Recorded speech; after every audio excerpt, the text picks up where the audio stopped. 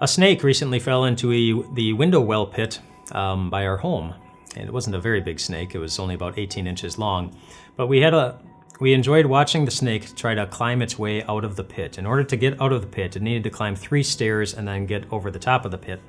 And we watched as this snake lifted up its head onto the first stair and then lifted the slithery body onto the stair and then did the same thing with the second step and then did the same thing with the third step, and then it only needed to lift its head over the edge to escape, but that distance between step number 3 and the ledge was a little bit longer than the distance between each of those steps, and it couldn't quite reach it. And so we watched as the snake stretched itself as long and as high as it could go, and going to the left and going to the right, and then going on its tippy-toe tail, if that's what you even call it, I don't know.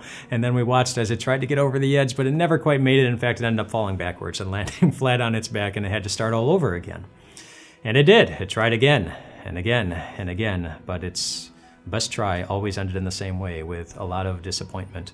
Eventually, after the snake was too tired to fight back against us, we eventually took the snake out of the pit and released it a couple hundred yards away from the house. But as I was watching that snake, I thought, I think that snake has something in common with all of us. That snake knows how it feels to be disappointed. I thought of anyone who has ever hoped or dreamed or prayed for a certain outcome, only to end up with something entirely different. I thought of anyone who has ever fallen into a pit of disappointment and wondered if they were ever going to escape from it. I thought of anyone who has ever felt something similar to what Moses may have felt in Numbers chapter 27, which is where we'll be spending some time this week.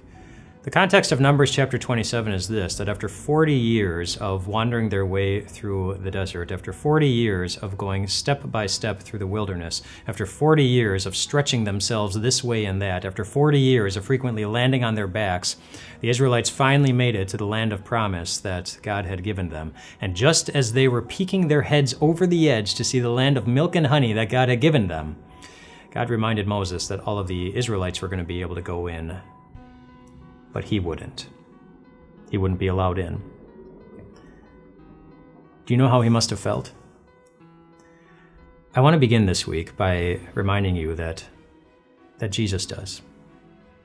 In Isaiah chapter 53, it describes Jesus as a man of sorrows and familiar with suffering. He is familiar with our sufferings. He is familiar with our disappointments. He became familiar with those things by choice so that he could lead us through them. And I'm looking forward to watching him do that this week for you. Jesus is familiar with your disappointments. If you'd be willing to make us familiar with them too, we'd sure love to pray for you. Share your disappointments or maybe your most encouraging scripture passages in the comments below. I'll see you tomorrow.